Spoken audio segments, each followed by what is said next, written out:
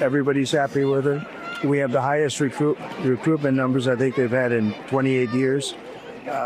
No, he's doing a great job. It's just fake news. Well, that was President Trump doubling down on his support for Defense Secretary Pete Hegseth 24 hours ago, denying a New York Times report about sharing sensitive information on another Signal chat called Team Huddle. Here to set the record straight himself, the current Secretary of State, Pete Hegseth, former host right here on Fox and Friends. Pete, hey, great Brian. To see you, Mr. Secretary. Great to see you. So your thoughts on what's been reporting of Team Huddle and the Signal chat that the New York Times says took place between you, your wife, and your brother, and some others? So, Brian, if you remember when this all started, the first go-around, because this is the second go-around, right? They peddle old stuff, they kick it back up. I said repeatedly, no one's texting war plans. You know why I said that? Because I'm in the bowels of the Pentagon every single day. Just 10 minutes ago, I was looking at actual war plans of things that were ongoing or pending things to happen, because that's on a regular basis on classified systems. That's my job for the war fighters, for the President of the United States. I look at war plans every single day. What was shared over Signal, then and now, however you characterize it, was informal, unclassified coordinations for media coordination and other things. That's what I've said from the beginning. At the beginning, it was left-wing reporters from The Atlantic who got a hold of it and then wanted to create a problem for the president. This is what it's all about, trying to get at President Trump and his agenda. Now, here at the Defense Department, because, Brian, I want this to be very clear. We take the classification of information very important. It's very significant to us that we safeguard it. And so when we had leaks, which we have had here, we did a serious leak investigation. And through that leak investigation, unfortunately, we found some folks that we believe were not holding to the protocols that we hold dear here at the Defense Department. Through that investigation, they have been moved on, and that investigation continues. As a result of that, everything we do here is above board, trying to make sure that we safeguard information. In this point, those folks who were leaking, who have been pushed out of the building, are now attempting to leak and sabotage the president's agenda and what we're doing. And that's unfortunate. It's not what I do. It's not how we operate. And so you've got another allegation being pushed again, not based on how we're operating around here. We're for the warfighters. We're for the president. And none of this is based in reality. So, Mr. Secretary, I guess I can conclude this. We know some bizarre situation with Michael Waltz happened with the first time the whole thing with the Signal app came out. You believe this came out, they said it was called Team Huddle, because one of the people who work for you, one of the three who no longer are there, leaked this out as a way to get back at you? That's right, Brian.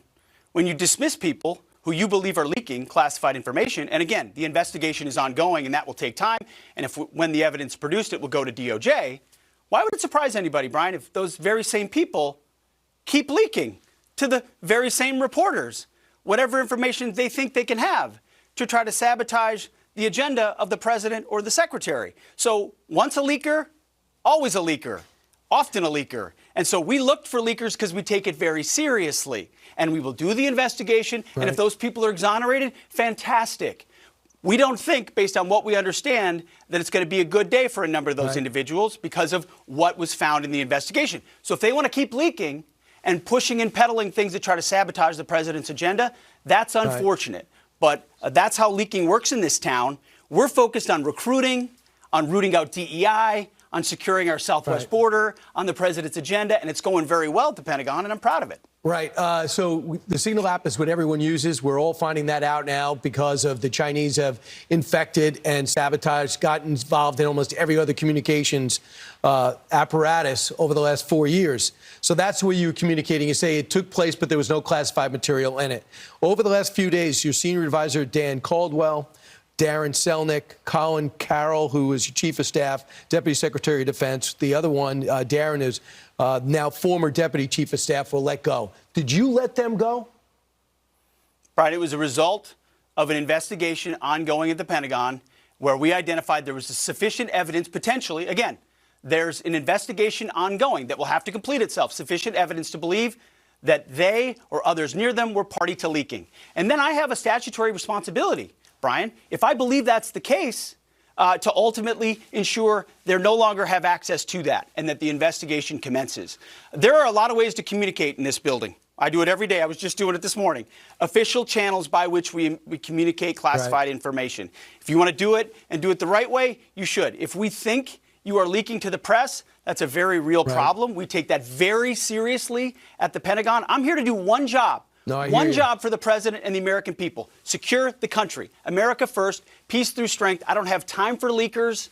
I don't have time for the hoax press that peddles old stories from disgruntled employees. We should be talking about the decimation of the Houthis, how we're pushing back the Chinese, how we have a new defense area at the southern border. Instead, disgruntled former employees are peddling things to try to save their ass.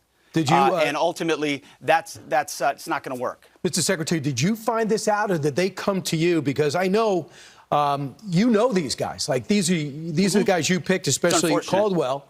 And they worked for you for your previous job before you got over to Fox.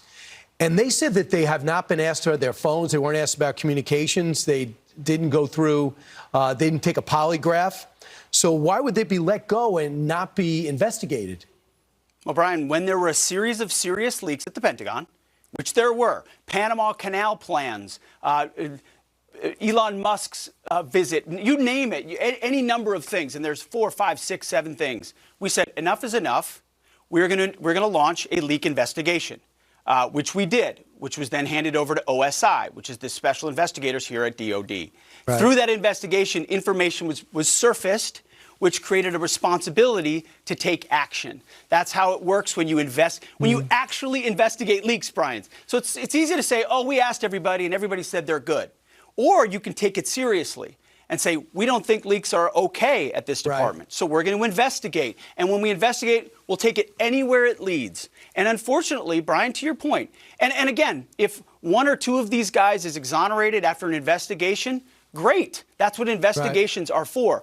But we took it seriously. It led to some unfortunate places, people I have known for quite some time, but it's not my job to protect them. It's my job to protect national security, the President of the United States, and let the investigation go where it is. So when that evidence is gathered sufficiently, and this has all happened very quickly, it will be handed over to DOJ, and those people will be prosecuted if necessary. The leakers know who they are, and we know over time the truth will be told, and we stand firm behind that. Leaking is not okay in national security policy, and we will stand behind that every day of the week. It looks like Carol and Selnick intend to sue for wrongful termination. And again, they didn't ask to take a polygraph test. Do you know Joe Casper? Is he still your chief of staff? Is he leaving? Oh, Joe's a great guy. He's a great American. He has done a fantastic job for us at the Defense Department, securing the southwest border, getting a beachhead here at the Pentagon. He's staying with us, going to be in a slightly different role, but he's not going anywhere, certainly not fired. You make changes over time, and we're grateful for everything Joe's done. So, as you know, one of the people that left, he says he was not fired, he let go. Other people said he was fired. John Hewlett, a former Pentagon spokesperson, decided to put this in Politico and say, here's a quote, "It's been a month of total chaos at the Pentagon, from leaks of sensitive operational plans to mass firings. The dysfunctional, now a major distraction for the president, deserves better from his senior leadership. President Donald Trump has a strong record on holding his top officials to account. Given that, it's hard to see Defense Secretary Pete Hegseth remaining in his role for much longer." You know him. I know he was let go. He had a great idea to get rid of Jackie Robinson, being sarcastic, from the Pentagon. Your thoughts about that statement? Anybody that knows John knows why we let him go. We did a lot of favors for John. He did some good work up front. Then he was moved along and asked to move along. Now he's misrepresented a lot of things in the press. It's unfortunate. We did right by him. We tried to help. He's spinning it otherwise. It's too bad. It's politics, I guess. Mr. Secretary, do you think you take this job, you come in with war experience and all your great background, do you think there's a lot of people who don't want you there, and there's some type of deep state forces that want to make sure you don't stay there?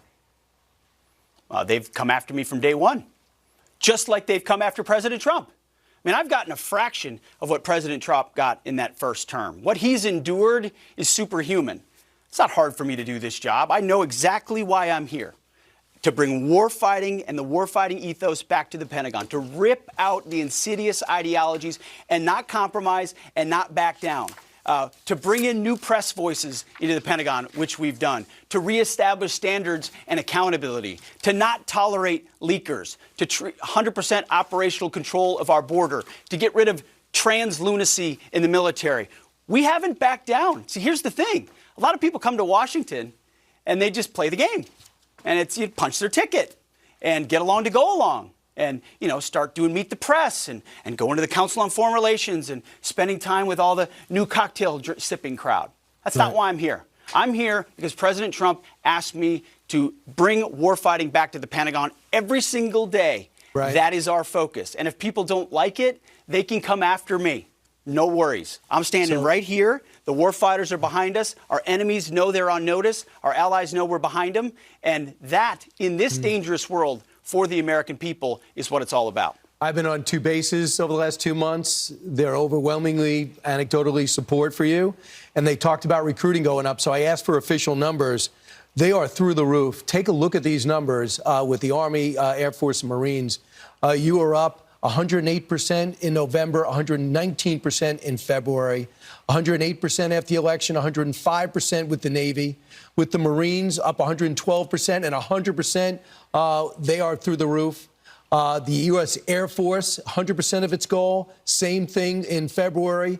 And Space Force is also booming, over 100%. I think the warfighters are happy to have a warfighter up top. Mr. Secretary, with all this controversy, everything swirling around, have you ever doubted your decision to take this job?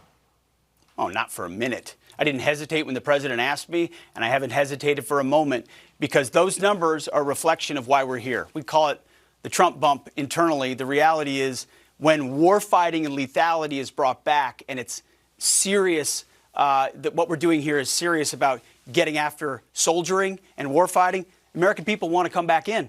They want to sign up. These recruiting numbers don't surprise me. They don't surprise me one bit. They're a reflection of a yearning from the American public, of young people, to be proud of their country, to be proud of their military, to make sure when they serve, they're given everything they need. That's why I've fought for the budget that the Defense Department requires. And the president has said we'll have our first $1 trillion budget, because my kids, my 14-year-old, if he joins, he's going to have a great military. He's going to have peace through strength because of the historic investments of this president. So, no, I haven't blinked, and I won't blink because this job is too big and too important for the American people, and I'm grateful for every opportunity the president has given me. And I was grateful to see the Hegseth Army on the Easter egg roll yesterday in the backdrop.